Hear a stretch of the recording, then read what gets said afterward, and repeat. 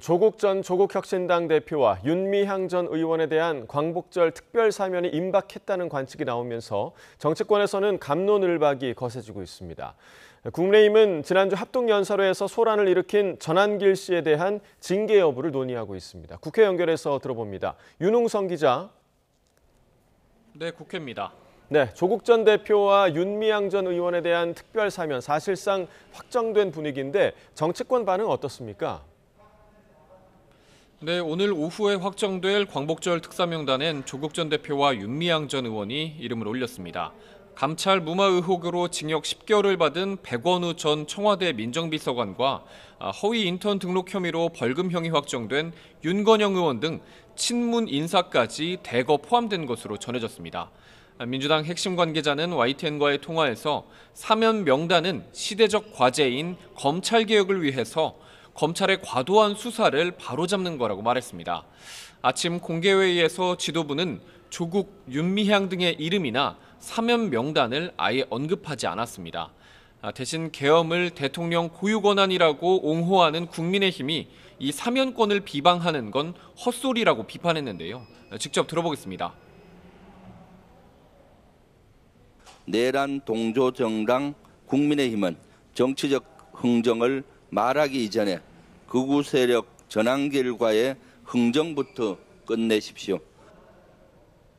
반면 국민의힘 송원석 비상대책위원장은 조 전 대표는 입시 비리로 우리 사회 공정을 무너뜨려 청년에게 박탈감을 주었고 윤 전 의원은 위안부 피해자 후원금을 횡령한 파렴치범이라며 사면 시도 즉각 중단을 촉구했는데요. 직접 들어보겠습니다. 이재명 정권은 내 편 무조건 챙기기, 내 사람 한없이 감싸기식 사면으로 광복절마저 통합이 아니라 분열, 축제가 아니라 치욕의 장으로 만들고 있습니다.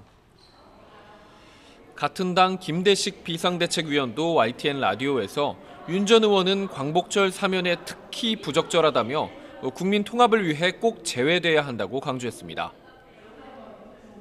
네, 조국 전 대표가 특히 논란인 건 국민 여론도 있지만 향후 정치권에 미칠 파장 때문이기도 할 텐데요.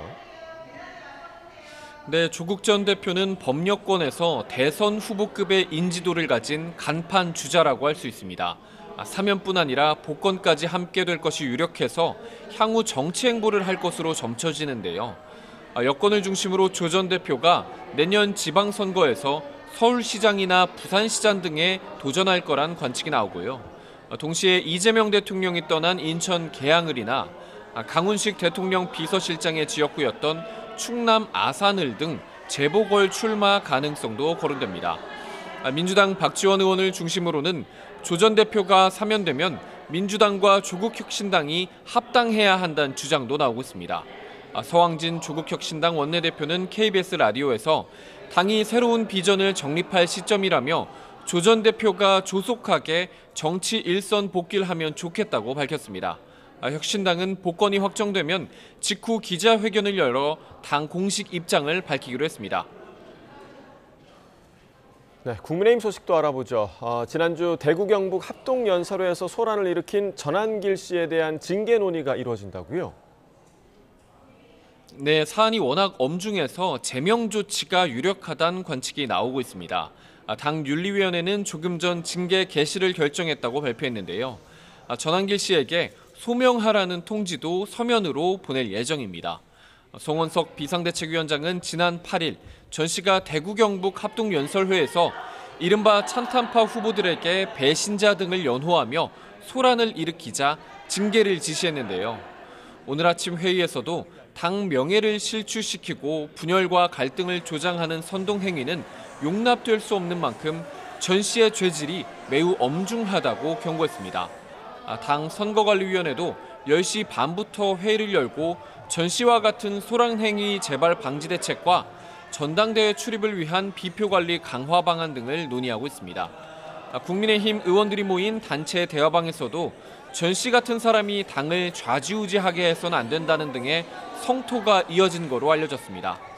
어제 이뤄진 당권주자 4명의 첫 방송 토론회에서도 전 씨가 언급되는 등 전당대회의 모든 이슈를 전 씨가 블랙홀처럼 빨아들이면서 전환길 대회가 됐다는 지적도 나오고 있습니다.